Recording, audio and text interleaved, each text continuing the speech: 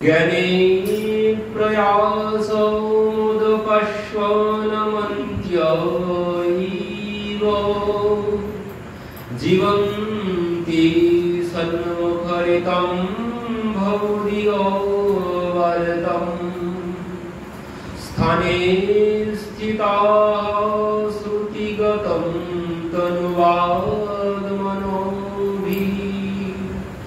प्रयासो अजितो जितोयपयसि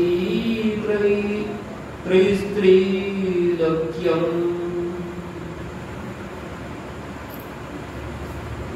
কি বলছেন?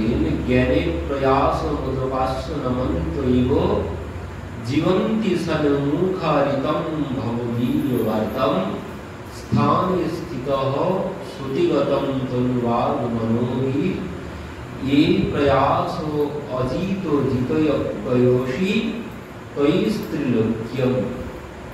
কে বলেছেন এই কথা? এই কথা বলছেন ব্রহ্মা। ব্রহ্মা বলছেন, প্রভু তোমাকে জানতে গেলে কোনো কিছুর প্রয়োজন নেই। বলছেন জ্ঞানের প্রয়াস মদপাস্যনমন্তৈব। ব্রহ্মা বলছে কোন প্রয়াসের প্রয়োজন নেই, কোন জ্ঞানের প্রয়োজন নেই। বলছেন কি জ্ঞানের তিনটি অঙ্গ কি কি? ভগবত তত্ত্ব জ্ঞান, জীব তত্ত্ব জ্ঞান, আর ব্রহ্ম আর জীবের ঐক্য জ্ঞান। এই হচ্ছে জ্ঞানের তিনটি অঙ্গ। একটি হচ্ছে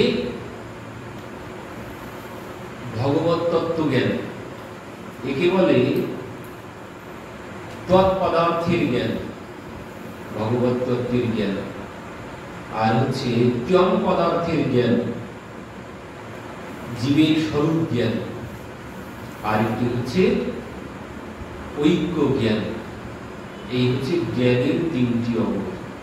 প্রথমটি হচ্ছে ভগবত স্বরূপ, মানে ভগবানকে জানতে হবে, ভগবান তার ঐশ্বর্য, তার স্বরূপ জ্ঞান।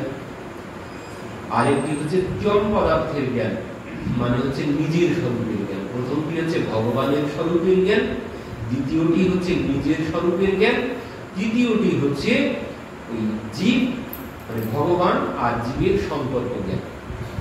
এই হচ্ছে জ্ঞানের তিনটি অঙ্গ। তো এই তিন অঙ্গ ব্রহ্মা বলছেন ভগবানকে পেতে গেলে কোনটাই প্রয়োজন নেই, কোনটাই প্রয়োজন নেই। প্রথমটি বলেছেন ভগবানের স্বরূপ জ্ঞান। ভগবানের স্বরূপ জ্ঞান, আমি যদি ভগবান সম্পর্কে নাই জানি, আমি যদি ভগবান সম্পর্কে না জানি, ভগবান কি কোথায় থাকে, তিনি কেমন, আগে তো জানতে হবে। না জানলে কোনদিন ভালোবাসা আসে নাকি? তো জানতে হবে। জানে বিনু না হয়ে পরতিতি, বিনু পরতিতি হয়ে नहीं প্রীতি। জানে বিনু না হয়ে পরতিতি, বিনু পরতিতি হয়ে नहीं প্রীতি। বলছেন আমি যদি নাই জানি ভালোবাসবো কি করে? আগে তো জানতে হবে। তো এই জন্য তার সম্পর্কে জানতে হবে। তো ভগবান সম্পর্কে আগে জানতে হবে, তার স্বরূপ, তিনি থাকেন কোথায়, তিনি কি করেন, কত টাকা আয় করেন, তার সবকিছু জানতে হবে। তো এই জেনেই শ্রবণ করেই তো ভগবানকে পেয়ে গেলেন রুক্মিণী দেবী। সত্য অগ্নমান ভুবন সুন্দর শ্রেষ্ঠতম দেবী বিশ্বকর্ম বিবরই গরতঙ্গ তাপম। যে তোমার কথা শ্রবণ করে আমি আর থাকতে পারছি না, তোমাকে না হলে আমার আর এক মুহূর্ত চলবে না, আমি প্রাণ ধারণ করতে পারছি না। তুমি আমাকে যেভাবে এখান থেকে নিয়ে যাও, তোমাকে ছাড়া আমার আর চলবেই না। তো কথা শ্রবণ করে সবকিছু ভগবানের সমর্পণ করে দিয়েছেন। ভগবানের রূপের কথা, গুণের কথা শ্রবণ করে ঠিক ওইভাবেই সুখদেবজি জন্মগ্রহণ করে সাথে সাথেই চলে গেলেন। পিতা এত ডেকেছেন পুত্র পুত্র বলে, তিনি ফিরেও তাকাননি, পিতার দিকে একবার ফিরেও তাকাননি। কিন্তু যেই ভগবানের রূপের কথা, গুণের কথা শ্রবণ করেছেন, বরাহবীনম নটকর গোপু কর্ণয়ঃ পুরবিকারম বিভ্রদবাসঃ কনকোপীশম বৈজয়ন্তীম চ সমানম রন্ধ্রান বিরুধর সুধয়া প্রয়ন গোপবন্ধুই বৃন্দারণ্যম সপদ রমণম তাবি সদর গীত কীর্তি। ভগবানের রূপের বর্ণনা, মাথায় ময়ূরের মুকুট, গলায় 5 প্রকার ফুলের বৈজয়ন্তী মালা ঝুলছে। ভগবান গোষ্ঠ থেকে ফিরছে নৃত্য করতে করতে সখাদের সাথে। আর কি আগে আগে সেই দাদিরা চলেছে, আগে আগে গাইয়া পিছে পিছে গোয়াল, बीच में मेरो मदन गोपाल। आगे आगे गैया पीछे पीछे ग्वाल, बीच में मेरो मदन गोपाल। आगे आगे गैया पीछे पीछे ग्वाल। तो भगवान चलेছে পিছনে পিছনে, আগে আগে গোমাতারা সব চলেছে। আর উল্টে চলে চললেই কি হবে, ওই গোধূলি গোমাতাদের চরণের ধুলি সব সেই কালো অঙ্গ সাদা হয়ে গেছে। আর সেই সাদা অঙ্গে সূর্যের লাল আলো এসে পড়েছে। এই রূপের বর্ণনা যেই শ্রবণ করেছেন সুখদেবজি, পিতা ডেকেছিল, শোনেননি, ব্রহ্মের সাধনায় মগ্ন হয়ে গেছেন। কিন্তু সেই ব্রহ্মের সাধনা ভঙ্গ হয়ে গেছে ভগবানের এই রূপের কথা শ্রবণ করে। পরবর্তীতে গুণের কথা মানে রূপ শ্রবণ করেও ধ্যান ভঙ্গ হয়ে গেছে। রূপের কথা শ্রবণ করে চোখ খুলে গেছে, তিনি তো চোখ বন্ধ করে ব্রহ্মে লীন হয়ে আছেন। কিন্তু যেই রূপের কথা শ্রবণ করেছেন চোখ খুলে গেছে, চোখ খুলে গিয়েও কি হবে, উঠছেন না। বলছেন রূপে কোনো কাজ হবে না, রূপ আছে কাজ থাকবে না, রূপ দিয়ে কোনো কাজ হবে না। পরবর্তীতে যেই শ্রবণ করলেন গুণের কথা, অহোবকীয়ম স্তনকালুটম জিঘাম সয়পায় যজ্ঞ সর্বি লেভে গতিম দাত্রিচিকান্নয়ম কিংবা দয়ালু শরণম ব্রজে।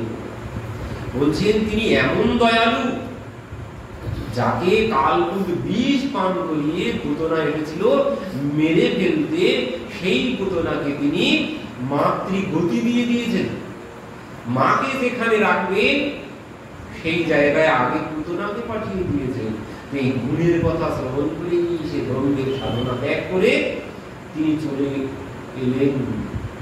তো এই তার গুণের কথা, এই হচ্ছে তৎপদার্থের জ্ঞান, মানে ভগবানের স্বরূপ জ্ঞান। ভগবানের স্বরূপ জ্ঞানের সাথে সাথে ব্রহ্মের সাধনা ত্যাগ করে তিনি চলে এসেছেন। তো এই তাকে তো আগে জানতে হবে। পরবর্তীতে বলেছেন তম পদার্থের জ্ঞান, মানে জীবের স্বরূপ জ্ঞান।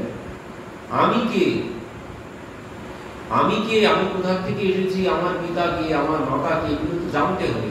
না জানলে আমি পিতা মাতার সেবা করবো কি করে? আমার পিতার পরিচয় যদি আমি নাই জানি, তাহলে পিতার সেবা করার কোনো প্রশ্নই ওঠে না। তো আগে তো পিতাকে জানতে হবে। তো আমার পিতা অমুক, এই পরিচয় আগে জানতে হবে, আমি তার সন্তান। তো এই জানলেই তখন আমি পিতার সেবা করবো। তো এই জন্য বলে নিজের স্বরূপ জানতে হবে, শুধু ভগবানকে জানলে হবে না, নিজেকেও জানতে হবে। আমি কে, আমি কে আগে যদি নাই জানি, মহাপ্রভু বললেন, সনাতন গোস্বামী জিজ্ঞাসা করলেন যে প্রভু, জীব কেন এত কষ্ট পায়, সংসারে জীব কেন এত কষ্ট পাচ্ছে, এই প্রশ্ন করেছিলেন সেই বিদুর মহারাজও মৈত্রেয় ঋষির কাছে। বিদুর মহারাজ মৈত্রেয় ঋষির কাছে বলছেন যে সুখায় কর্মণি করতি লোক নতই সুখম বান্য দুঃপরমম বা, যে সবাই সুখের আশাতেই কর্ম করছে কিন্তু কেউ সুখী হচ্ছে না। সনাতন গোস্বামী মহাপ্রভুর কাছে প্রশ্ন করেছেন, প্রভু সবাই এত সুখের আশায় দিন গুনছে, সুখের বাসনায় সবাই বসে আছে আশা নিয়ে, কিন্তু জীব কেন এত কষ্ট ভোগ করছে, কেন এত কষ্ট ভোগ করছে? তো মহাপ্রভু বললেন কি, বললেন জীব তার স্বরূপ ভুলে গেছে, জীব তার নিজেকেই জানে না, সেই জন্য সে এত কষ্ট পাচ্ছে। জীবের স্বরূপ কি? বললেন জীবের স্বরূপ হয় নিত্য কৃষ্ণ দাস। জীবের স্বরূপ হয় নিত্য কৃষ্ণ দাস। তাহা ভুলি গেলা করিল কর্ম বন্ধতে ফাঁস। এই ভুলে গেছি বলে ওই কর্মফল ভোগ করতে হচ্ছে, কর্মফল ভোগ করতে হচ্ছে। আমার যা যা কর্ম করব তার সমস্ত ফল আমাকে ভোগ করতে হবে। তাই ভালো করি আর খারাপ কর্ম করি, সমস্ত কর্মফল আমাকে ভোগ করতে হবে। এই জন্যে এর আগে আমরা শ্রবণ করেছিলাম কি বললেন, যে রায় কহে কৃষ্ণে কর্মার্পণ সাধ্য সার, বললেন সমস্ত কর্ম ভগবানে অর্পণ করে দিতে হবে, এই হচ্ছে সাধ্য সার। কারণ যদি কর্ম অর্পণ করে দিতে পারি তাহলে আর কর্মের বন্ধন আমাকে আর ভোগ করতে হবে না। আমি যদি আমার সমস্ত কর্ম ভগবানে অর্পণ করতে পারি তাহলে কিন্তু আর কর্মফল আমাকে ভোগ করতে হবে না। তাই ভালো কর্ম করি আর খারাপ কর্ম করি।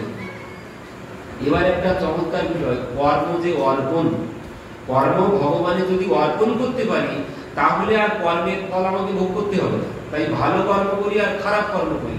তো এবার বলছেন কর্ম যে অর্পণ করব, কর্ম যে অর্পণ করব, কখন অর্পণ করব, কর্ম কখন অর্পণ করব? আমরা ভাবি কি, আমরা ভাববো আগে তো কর্ম করতে হবে তারপর তো সেই কর্ম ভগবানে অর্পণ করব। আমরা এটাই বুঝি, কর্ম করব, কর্মটা ভগবানে অর্পণ করব, কর্ম হয়ে যাওয়ার পরে কর্ম অর্পণ করব। কিন্তু না, এখানে বলছেন কর্ম অর্পণ করতে হবে কর্ম করার আগে। কর্ম করার আগে কর্ম ভগবানে অর্পণ করতে হবে, তাহলে সেই কর্ম ভগবানে অর্পণ হবে। যদি আগে যদি কর্ম করি, আমি যদি ভাবি আগে কর্ম করে নি তারপরে আমার কর্ম ভগবানে অর্পণ করে দেব, ও কোনদিন ওই কর্ম কোনদিন ভগবানে অর্পণ হবে না। এটা মাথায় রাখতে হবে। কর্ম করার পরে কর্ম ভগবানে অর্পণ হবে না, কর্ম করার আগে ভগবানে অর্পণ করতে হবে। তাহলে কি বলবেন কর্মই করলাম না, কর্মই করলাম না, আমি কর্ম অর্পণটা করবো কি করে? কর্মই যদি আমি না করি তাহলে অর্পণটা কি করে হচ্ছে? এটাই তো মজা এখানে।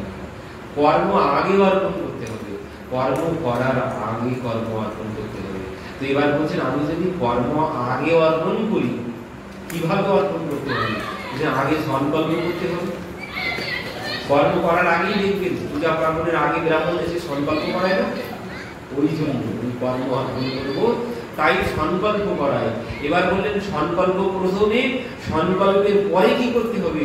আরেকটা সংকল্প আছে, ওই সংকল্পের পর হচ্ছে আরেকটি সংকল্প, সেটি হচ্ছে প্রভু তুমি প্রভু, আমি তোমার দাস। তুমি প্রভু, আমি তোমার দাস, আমি যা যা করব সব তোমার সুখের জন্য করব, আমি কোনো কিছু আমার জন্য করব না। তো আগে যদি কর্ম অর্পণ করে দিই তাহলে কি খারাপ কর্ম আমাদের আর হবেই না। বলেছেন যে ভালো কর্ম করি আর খারাপ কর্ম করি তার ফল সব আমাকে ভোগ করতে হবে। কিন্তু যদি কর্ম আগে অর্পণ করে দিই তাহলে আর খারাপ কর্ম আমাদের আর হবেই না। আমি যদি ভগবানকে বলে কোনো খারাপ কর্ম করতে পারবো? সংকল্প করে কোনো খারাপ কর্ম করতে পারবো?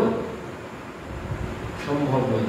এই যে সব থেকে বড় উদাহরণ, একজন প্রশ্ন করেছিলেন এখানে, উনি তো আসেননি আছেন, এই যে জগন্নাথ মন্দির হয়েছে, এই মন্দির করে জগন্নাথ বসানো হয়েছে, এই মন্দিরে কি জগন্নাথে অর্পণ করা হয়েছে? এই মন্দির, এই মন্দির কিন্তু জগন্নাথে অর্পণ হয়নি। এই মন্দির কিন্তু জগন্নাথে অর্পণ হয়নি। কেন হয়নি? কারণ এই মন্দির নির্মাণের আগে আমার উদ্দেশ্য কি ছিল?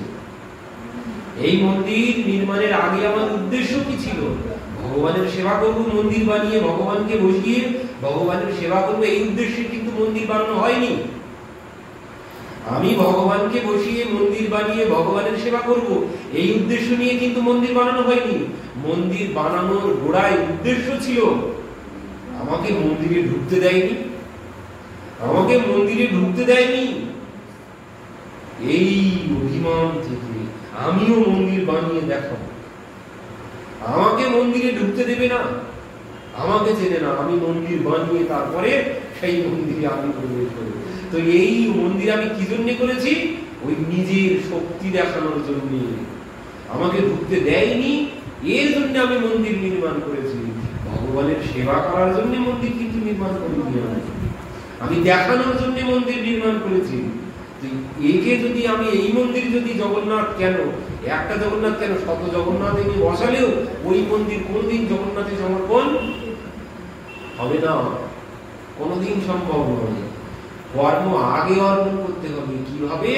আমি প্রভু, তুমি প্রভু, আমি তোমার দাস, আমি যা করবো প্রভু সব তোমার সুখের জন্য, আমি আমার নিজের জন্য কোনো কিছু করব না, এই চিন্তা নিয়ে কর্ম করতে হবে। তাহলে সেই কর্ম ভগবানে অর্পণ হয়ে যাবে। আমি কর্ম করে ফেললাম, তারপর কর্ম ভগবানে অর্পণ কোনোদিন সম্ভব নয়। তো আমরা আগে তো শ্রবণ করেছি, তো এখানে বলছেন এই যে আমার নিজের স্বরূপ আগে জানতে হবে। স্বরূপ যদি আমি নাই জানি, আমি কে আর আমার কে, এই যদি আমি না জানি, তাহলে আমার দ্বারা ভগবানের সেবা হবে না। যখন জানবো যে আমি তার দাস, তিনি আমার প্রভু, জীবের স্বরূপ হয় নিত্য কৃষ্ণ দাস, যতদিন না জানছি তিনি আমার প্রভু, আমি তার দাস, আমি যদি আমার নিজেকেই প্রভু ভাবি, আমি যদি আমার নিজেকেই মালিক ভাবি, তাহলে আমার সেবার প্রশ্ন কোথা থেকে ওঠে? পরবর্তীতে 3 নম্বরটাই কি বলেছেন? জীব আর ব্রহ্মের ঐক্য জ্ঞান। জীব আর ব্রহ্মের ঐক্য জ্ঞান। অনেক সম্প্রদায় আছে তারা নিজেকেই ব্রহ্ম ভাবে, অহম ব্রহ্মস্মি। কেন ভাবে? কারণ আমি তো ভগবানেরই অংশ, ঈশ্বর অংশ, জীব অবিনাশী, ভগবানই বলেছে জীব সব আমারই অংশ, জীব সব আমারই অংশ। এই কথার জন্য অনেকে ধরে বসে আছেন আমি যদি ভগবানের অংশ হই তো আমিও ভগবান, আমি আবার আলাদা করে কি জন্য ভগবানের পূজা করতে যাব, ভগবানের সেবা আমি আলাদা করে কি জন্য করতে যাব, আমিও তো ভগবান, আমিও তো তার অংশ। এই ঐক্য জ্ঞান, এই জ্ঞানকে মহাপ্রভু বলেছেন ইহ বাহ্য আগে কহবার, এই জ্ঞানের দ্বারা কোনো কিছু হবে না। কোন জ্ঞানের দ্বারা? এই ঐক্য জ্ঞানের দ্বারা। এই ঐক্য জ্ঞানের দ্বারা ভগবান পাওয়া সম্ভব নয়। আমি যদি নিজেকেই ব্রহ্ম ভাবি, তাহলে কিছুতেই ভগবানের সেবা আমার দ্বারা হবে না। এই জন্য বলেছেন এই জ্ঞান ত্যাগ করতে হবে, এই জ্ঞান ত্যাগ করতে হবে। এই জ্ঞান যদি আমার মধ্যে থাকে, তাহলে কিছুতেই সেবা করা সম্ভব হবে না। তো 3 নম্বরটি বাদ তো গেলই, আর প্রথমটি আর দ্বিতীয়টি ভগবানের স্বরূপ জ্ঞান আর নিজের স্বরূপ জ্ঞান, আমি কে আর আমার কে, এই জ্ঞান না হলে ভগবানের সেবা হবে না। আমি যদি আমার নিজেকে না জানি, বলছেন যদি আমার মধ্যে জ্ঞান না আছে, সম্যক রূপে যদি আমি আমাকে না চিনি, ব্রহ্মকে না চিনি, তখন কি হবে? বলছেন যিনি ব্রহ্মকে জানেন, ব্রহ্মভূত প্রসন্ন আত্মা নো সচতি নো কাংসতি, যিনি ব্রহ্মকে জেনে যাবেন, যিনি ব্রহ্মকে জেনে যাবেন, তিনি আর ক্ষতির জন্যও দুঃখ করবেন না, আর লাভের জন্যও আনন্দ করবেন না। তার কাছে সবাই সমান, তার কাছে সবাই সমান। একটা পিপীলিকাও যেমন, একজন মানুষও ঠিক তেমন। যিনি ব্রহ্মজ্ঞানী, তিনি ব্রহ্ম ছাড়া কোনো কিছু দেখেন না। যিনি ব্রহ্মজ্ঞানী, তিনি জগৎময় ব্রহ্ম দর্শন করেন। যিনি ব্রহ্মজ্ঞানী হবেন, তার কাছে লাভ ক্ষতির কোনো ব্যাপার নেই। লাভটাও যেমন, ক্ষতিটাও তেমন। তো এই জ্ঞানের প্রয়োজন আছে। জ্ঞান ছাড়া কোনোদিন ভগবানের সেবা সম্ভব হচ্ছে না, দেখাই যাচ্ছে। কারণ আগে তো জানতে হবে, জানে বিনু না হয়ে পারো দিদি। আমি যদি ভগবানকে না জানি, তাহলে তার সেবা করবো কি জন্য? সেবা করলে কি হবে সেটা তো আগে জানতে হবে। তো প্রথম ধাপ ভগবানের স্বরূপ জ্ঞান, দ্বিতীয় ধাপ নিজের স্বরূপ জ্ঞান। তো নিজেকেও জানতে হবে খুব ভালোভাবে, নিজেকে খুব ভালোভাবে জানতে হবে, চিনতে হবে। নিজেকে যদি না জানি, তাহলেও ভগবানের সেবা সম্ভব নয়। আমি যদি আমার ওই শরীরটাকেই সর্বস্ব ভাবি, আমি যদি আমার শরীরটাকে সর্বস্ব ভাবি, তাহলে তো এর বাইরে আমি আর বেরোতেই পারবো। যদি শরীরটাকে আমরা ভাবি এটাই আমি, শরীরটাকে আমরা ভাবি আমি, একজনের পিতা মারা গেছে, তো সেখান থেকে একজন সাধু যাচ্ছে, কিন্তু বাড়িতে খুব কান্নাকাটি হচ্ছে স্বাভাবিক। এবার তিনি গিয়ে জিজ্ঞাসা করছেন কি হয়েছে, তো তার উত্তরেই বলছে আমার পিতা আর নেই। ও তোমার পিতা আর নেই তাই কাঁদছো? বলছে হ্যাঁ। আমার পিতার নেই। তো এইটা শোয়ানো আছে কে? এই যে শোয়ানো আছে কাকে ধরে কাঁদছো? এটাই তো আমার পিতা। তুই এটাই তোমার পিতা, তো বলছো আমার পিতা নেই, মানে এই তো তোমার পিতা, এটাই তো তোমার পিতা। তাহলে পিতা নেই কেন বলছো?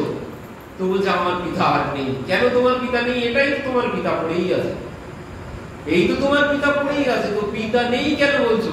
তো বলছে আমার পিতা আর নেই। পিতা আর নেই, যতই জিজ্ঞাসা করি না কেন, বললে পিতা আর নেই বা মাথা আর নেই।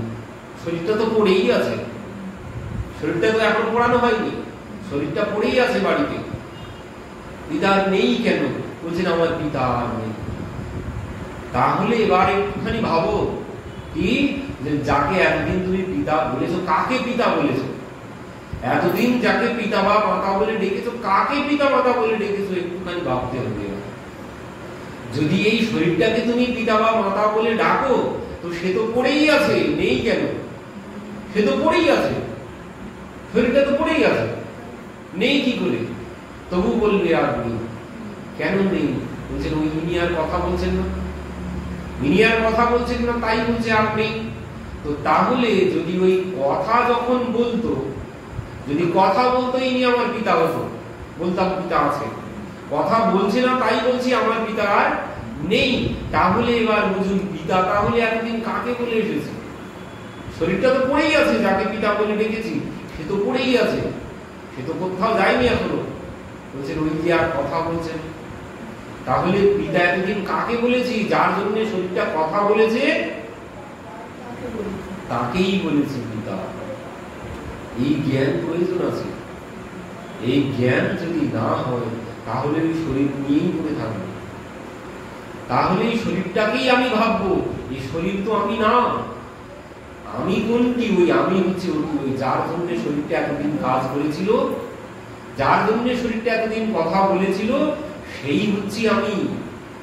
শরীর আমি না। আমরা এই শরীরকে আমি বলে ধরে বসে থাকি। এই শরীর আমি না। যে চালাতো এই শরীরটা, সেই হচ্ছে আমার পিতা, সেই হচ্ছেন জগৎ পিতা, সেই হচ্ছেন আমার পিতা। এই শরীরটাও আমার পিতা বা মাতা নয়। যাকে এতদিন পিতা মাতা বলে ডেকেছি সে তো পড়েই আছে, তবুও বলছি পিতা আর নেই। কেন? বলে ওই যে চালিয়েছে এই শরীরটা, সেই হচ্ছেন প্রকৃত পিতা। তিনি চলে গেছে, তাই বলছি যে শরীরটা আর নেই। তো তিনি প্রকৃত পিতা হচ্ছেন তিনি, এই শরীর কিছুই না। আর ওই যার জন্য কাঁদছি, যদি কাঁদি শরীরের জন্য, শরীরটা পড়ে আছে, আর ওই যে চলে গেছে তার জন্য তো কাঁদার কোনো প্রশ্নই ওঠে না। যে চলে গেছে তার জন্য কাঁদার কোনো প্রশ্নই ওঠে না। পতি যদি বিদেশে চলে যায় তার জন্য কেউ কাঁদে নাকি? সে তো আসবে একদিন, তার জন্য কান্নার কোনো প্রশ্ন আছে? সে তো বিদেশে গেছে, হয়তো কাছে নেই, বিদেশে গেছে। তো এই যে চলে গেছে, যে এই শরীরের মধ্যে ছিল, যে চলে গেছে, তার তো কোনো মৃত্যুই নেই, তার তো কোনো মৃত্যুই নেই। নৈনম চিন্তন্তি শস্ত্রাণি নৈনম দহতি পাবকঃ। তাকে কাটা যায় না, ছেঁড়া যায় না, তাকে আগুনে জ্বালানো যায় না, তাকে জলের মধ্যে ডোবানো যায় না। তার সে কোথাও না কোথাও আছে, তার কোনো বিনাশ নেই, তার কোনো মৃত্যু নেই, তার কোনো জন্মও নেই, তার কোনো বিনাশ নেই। সে কোথাও না কোথাও আছে। তার জন্য কে দেখি লাভ আছে? তার জন্য কে দেখি লাভ আছে? যে কোথাও না কোথাও আছে, হয়তো এখানে নেই, আমার কাছে নেই, সে কোথাও না কোথাও তো আছে, তার কোনো বিনাশ নেই, কোথাও না কোথাও আছে। তাহলে শরীরটার জন্য যদি কাঁদো, শরীরটা পড়ে আছে, যে শরীরটাকে চালাতো তার কোনো বিনাশ নেই, সে এখানে না থাক, কোথাও না কোথাও আছে। তাহলে তো কান্নার কোনো প্রশ্নই আছে। এই জন্য বলছেন ওই ব্রহ্মভূত প্রসন্ন আত্মা, যিনি এই ব্রহ্ম জ্ঞান লাভ করেছেন, যিনি এই ব্রহ্ম জ্ঞান লাভ উপলব্ধি করতে পেরেছেন, তার কাছে ও দুঃখ সুখ দুঃখ সবটাই সমান। তার কাছে কোনো কিছুই নেই, সুখ দুঃখ বলে কোনো কিছুই নেই। তিনি জগৎটাই ব্রহ্মস্বরূপ, মানে তিনি ব্রহ্ম ছাড়া অন্য কোনো কিছু দর্শন করেন না। তো এবার বলছেন যে কথা, যে এই প্রথমটাও প্রয়োজন আছে, দ্বিতীয়টাও প্রয়োজন আছে। ভগবানের স্বরূপ জ্ঞান প্রয়োজন আছে, কারণ জ্ঞান ছাড়া পূজা করতে পারবো না। ভগবানের পূজা করতে গেলে কিভাবে পূজা অর্চন করতে হয় জানতে হবে। তো তো এটাও তো জ্ঞান, তো জ্ঞান প্রয়োজন আছে। তো দ্বিতীয়টা নিজের স্বরূপটাও প্রয়োজন আছে, নিজেকেও জানতে হবে। নিজেকে না জানলে আমি ভগবানের সেবা করতে পারবো না, সেবা হবে না কিছুতেই নিজেকে না জানলে। আমি যদি ওই ভাবি আমি শরীরটাই আমার সব, এর মধ্যেই যদি পড়ে থাকি, আর এই স্ত্রী পুত্র বান্ধব এই নিয়েই যদি পড়ে থাকি, তাহলে আর ভগবানের সেবা আমার দ্বারা হবে না। এই জন্য নিজেকেও জানতে হবে, বললেন এই জ্ঞানের প্রয়োজন আছে। আর বললেন তৃতীয়টি বললেন প্রয়োজন নেই। এই জন্য বলেছে রাম রায় বললেন আগে কি, রায় কহে জ্ঞান মিশ্রা ভক্তি সাধ্য সার। বললেন জ্ঞান না হলে তো ভগবান পাওয়া সম্ভব নয়। তো এই জন্য বলেছেন জ্ঞান মিশ্রা ভক্তি সাধ্য সার। পরবর্তীতে বললেন প্রভু ইহ বাহ্য আগে কহ, আর ইহ বাহ্য মানে এতে হবে না, বাইরের কথা আগে বলো। তখন বলছেন জ্ঞান শূন্য ভক্তি সাধ্য সার। জ্ঞান শূন্য ভক্তি সাধ্য সার বললেন জ্ঞানেও হবে না, জ্ঞানেও ভগবান পাওয়া সম্ভব নয়। জ্ঞানে ভগবান পাওয়া সম্ভব নয়। বললেন জ্ঞান প্রথম ধাপে প্রয়োজন আছে, জ্ঞানের প্রয়োজন কিছুটা আছে, দেখা তো যাচ্ছে। ভগবানের স্বরূপ তো জানতে হবে, খায় না মাথায় দেয়, আগে তো জানতে হবে। একজন কি হয়েছিল ছোটবেলায় যখন মঠে থাকতাম, একজন কি করেছে, ওই যন্ত্রণা হচ্ছে তো যন্ত্রণার ঔষধ মানে মালিশ ভেবে, কি বলে মালিশে কি দেয় যেন, মুখ মলম দেয়। তো ওই মলম ভেবে, সে তো লেখাপড়া কিছু জানে না, সে কি করেছে ওই দুটোই এক জায়গায় ছিল, ওই মালিশটাও ছিল আর পাশে ছিল ডেনড্রাইট। এইবার সে কি করেছে, ওই ডেনড্রাইটটাই নিয়ে যেখানে যন্ত্রণা হচ্ছিল সেখানে ভালো করে দিয়েছে। কিছুক্ষণ পরে টান ধরছে, তখন বলছি এ কি দিলাম, তখন বলছে কি দিয়েছে কই দেখাও তো, তখন ওই দেখালো এই ডেনড্রাইটের টিউবটা। তাহলে জ্ঞানের তো প্রয়োজন আছে, জ্ঞান না হলে ওটাই হবে। এই জন্য জ্ঞানের প্রয়োজন আছে। তো বলছি জ্ঞানের প্রয়োজন প্রথম ধাপে আছে ভক্তি রাজ্যে, কিন্তু বললেন ভক্তি রাজ্যে জ্ঞানের প্রয়োজন নেই। মহাপ্রভু জ্ঞানকে বলেছেন ইহ বাহ্য আগে কহ, আর মানে জ্ঞান বাইরের কথা, জ্ঞানের দ্বারাও ভগবানকে পাওয়া যায় না। জ্ঞানের দ্বারাও ভগবানকে পাওয়া যায় না। কখন পাওয়া যায় না, বলছেন জ্ঞান তো ভালো, কিন্তু আবার ওই বেশি জ্ঞানী হয়ে গেলে তখন আবার নিজেকে বড় পণ্ডিত ভাবতে শুরু করবো। আর এই অহংকার যদি এসে যায়, সবাইকে পরীক্ষা করতে যাবো, ও আবার কি শুনবে শোনাবে, ও তো আমি সব জানি, ও আবার কি শোনাবে, তখন আর শ্রবণেরও প্রতি কোন মর্যাদা থাকবে না। আর অহংকার যদি চলে আসে জ্ঞানের, তাহলেও বললেন ওই জ্ঞান তাকে নিচের দিকে নামিয়ে নিয়ে যাবে, তার জ্ঞানই তাকে নিচের দিকে নামিয়ে নিয়ে যাবে যদি জ্ঞানের অহংকার হয়ে যায়। এই জন্য বললেন জ্ঞান বাদ দাও, জ্ঞান হবে না, জ্ঞান বাইরের কথা। এই জন্য পরবর্তীতে বলেছেন জ্ঞান শূন্য ভক্তি সাধ্য সার। বললেন সাধ্য সার হচ্ছে জ্ঞান শূন্য ভক্তি। তো এই কথার পরিপ্রেক্ষিতেই বলেছেন ব্রহ্মার ওই কথা। ব্রহ্মা কি বললেন, জ্ঞানে প্রয়াস মুদপাস্য নমন্তৈব জীবন্তি সন্মুখারিতম ভবদীয় আর্তম। ব্রহ্মা কি বলছেন, বলছে ওই তৎ পদার্থের জ্ঞান, তম পদার্থের জ্ঞান, ঐক্য জ্ঞান কোনোটাই প্রয়োজন নেই, কোনো জ্ঞানের প্রয়োজন নেই। সব জ্ঞান বাদ দাও, তোমার কোনো প্রয়াস, বলেন জ্ঞানে প্রয়াস মুদপাস্য মানে কোনো চেষ্টা করতে হবে না, কোনো জ্ঞানের প্রয়াস মানে জানার প্রয়াস, ভগবানের স্বরূপ, নিজের স্বরূপ, তোমার কোনো কিছু জানার কোনো চেষ্টা, প্রয়াস মানে চেষ্টা করা, তোমার কোনো চেষ্টা করতে হবে না। কি করতে হবে, বলছেন জীবন্তি সন্মুখারিতম ভবদীয় বার্তাম। বলছেন তোমাকে স্থানে স্থিতা শ্রুতিগতম, এক স্থানে থেকে শ্রবণ করতে হবে। কোথায়, বললেন সাধু সঙ্গে, সাধুর সাথে বাস করে, সাধু সঙ্গে থেকে যদি তুমি সাধুর মুখে ভগবানের কথা শ্রবণ করো, তোমার ওই নিজের কোনো চেষ্টা করতে হবে না। নিজে নিজে যদি অধ্যয়ন করি তখন জ্ঞানের অহংকার আসতে পারে, তখন জ্ঞানের অহংকার এসে যেতে পারে। তো বললেন এই জন্য কোনো কিছুর প্রয়োজন নেই, তুমি শুধু শ্রবণ করো। আর শ্রবণ করতে করতে যদি তোমার ওই ভগবানের কথার প্রতি, সাধু সঙ্গের প্রতি শ্রদ্ধা এসে যায়, সাধু সঙ্গের প্রতি তোমার যদি শ্রদ্ধা এসে যায়, ভগবানের প্রতি যদি শ্রদ্ধা এসে যায়, তাহলে তুমি সব জেনে যাবে, সব জেনে যাবে। ভক্তি যদি তুমি লাভ করতে পারো, তুমি সমস্ত জ্ঞান বৈরাগ্য সব পেয়ে যাবে। কারণ জ্ঞান বৈরাগ্য হচ্ছে ভক্তি দেবীর সন্তান, জ্ঞান বৈরাগ্য হচ্ছেন ভক্তি দেবীর সন্তান। তো ভক্তি যদি তুমি লাভ করতে পারো, বলেন ভক্তি লাভ কি করে হবে? বলেন ভক্তি লাভের ওই একটাই মাত্র পথ আছে, সেটি কি? সেটি হচ্ছে ওই সাধু গুরু বৈষ্ণবের কৃপা ছাড়া ভক্তি লাভের অন্য কোনো পথ নেই। বললেন একমাত্র সাধু সঙ্গে মহতের কৃপা ছাড়া, মহতের কৃপা ছাড়া, মহতের কৃপা ছাড়া কোনদিন ভক্তি লাভ করা সম্ভব নয়। সাধু সন্তের কৃপা ছাড়া ভক্তি লাভ করা কিছুতেই সম্ভব নয়।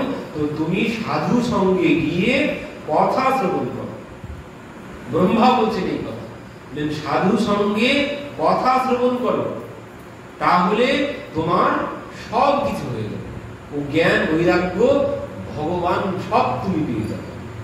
জ্ঞান বৈরাগ্য কিসের জন্য? জ্ঞান কিসের জন্য? ভগবানকে পাওয়ার জন্য, অনেক অর্থ উপার্জন করার জন্য জ্ঞান নয়।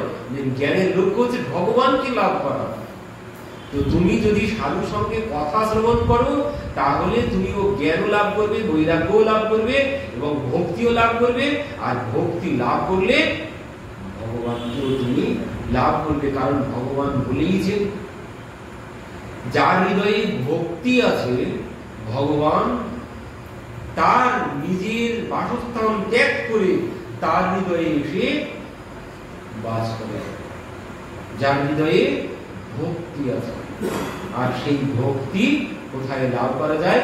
ওই সাধু সঙ্গে কথা শ্রবণ করতে হবে। কথা শ্রবণ করলে কি হবে তার প্রমাণ দেখুন।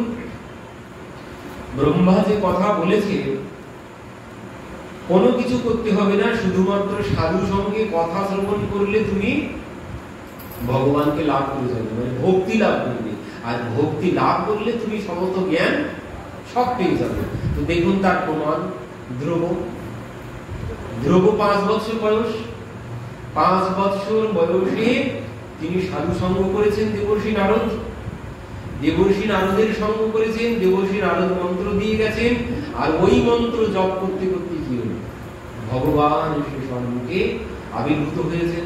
ভগবান যখন সম্মুখে এসেছেন, এবার 5 বছর তো বয়স, ধ্রুব চোখ খুলেই দেখছেন সম্মুখে ভগবান দাঁড়িয়ে আছে।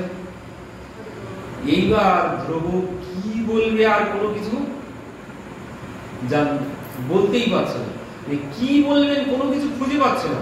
বয়স 5 বছর।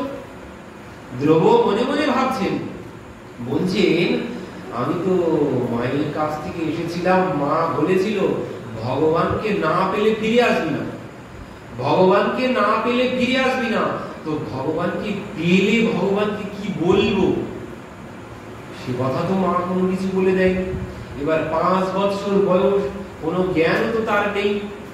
কিন্তু ধ্রুব কিছু বলার চেষ্টা করছেন, কিন্তু কি বলবেন কোনো কিছু খুঁজে পাচ্ছেন না, কোনো জ্ঞান তার মধ্যে নেই।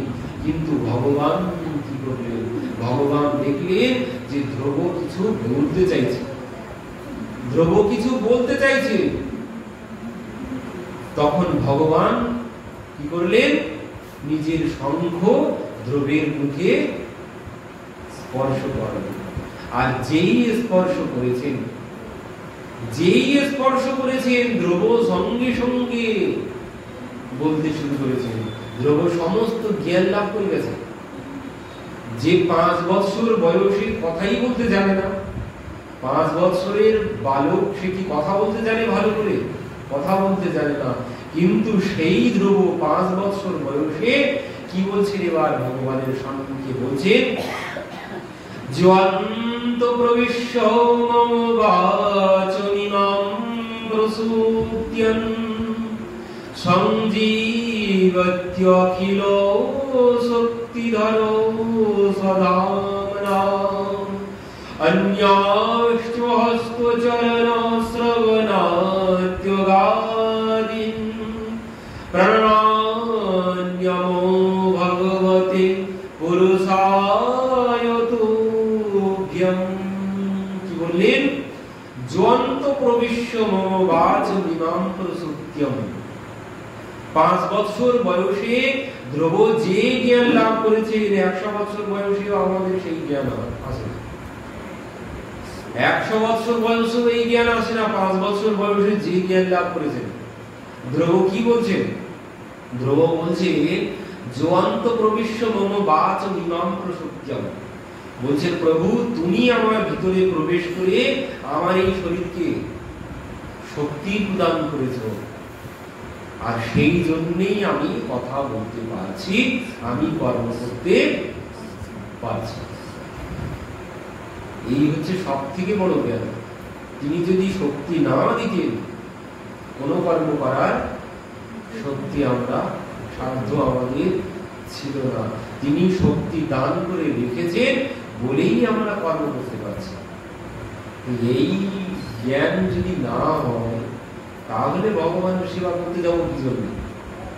ধ্রুব 5 বছর বয়সে এই জ্ঞান লাভ করেছেন, তো বলছেন জ্বন্ত প্রবিশ্য মম বাচমিমাম প্রসূত্যম। বলছেন আমার সমস্ত শরীর প্রসূতি অবস্থায়, মানে সুপ্তি অবস্থায় ছিল। তো সেই শরীরকে জাগ্রত করেছো প্রভু তুমি।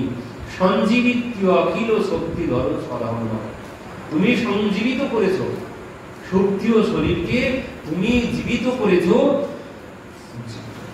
অন্যশ্চ হস্তচরণ শ্রবণাত্যোগাদীন। ওই যে আমার সমস্ত অঙ্গ প্রত্যঙ্গ, অন্যশ্চ হস্তচরণ শ্রবণাত্য, মানে এই হাত কাজ করছে, চরণ কাজ করছে, কর্ণ কাজ করছে, সবকিছু প্রণাম্যম ভগবতে পুরুষায় তুভ্যং। বলছেন প্রভু আমি তোমাকে প্রণাম জানাচ্ছি। কাকে প্রণাম জানাচ্ছি? বলছেন প্রভু ওই যিনি আমার মধ্যে প্রবেশ করে আমাকে শক্তি দান করেছে, যার জন্য আমার এই শরীর কর্ম করছে, আমি তাকে প্রণাম করছি। আর সে কেউ না, সে প্রভু স্বয়ং তুমি। অনেক কথা বলেছে ধ্রুব এখানে। এই যে জ্ঞান ধ্রুব কোথায় পেল? ধ্রুব কোথায় পেল? কি আগে পড়াশোনা করেছে নাকি? কোনো পড়াশোনা কোনো কিছু করেনি। এই জ্ঞান কি জন্য পেলেন?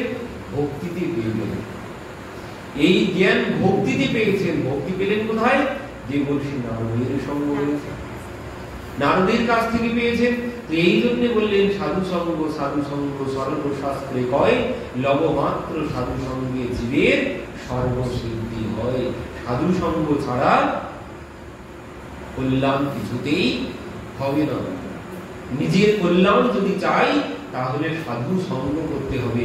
ব্রহ্মা নিজে মুখে বলেছেন যে জ্ঞান